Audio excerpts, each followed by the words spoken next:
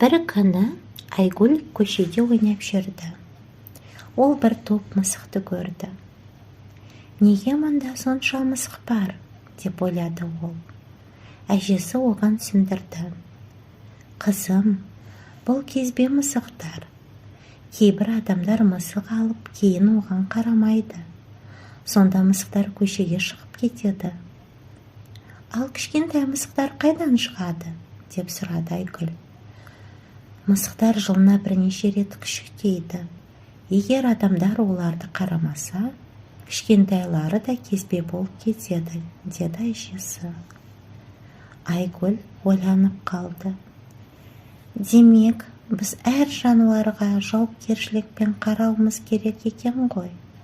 Сонда олар көшеде кезбе жүрмейді. Әжесі күлімсіреп.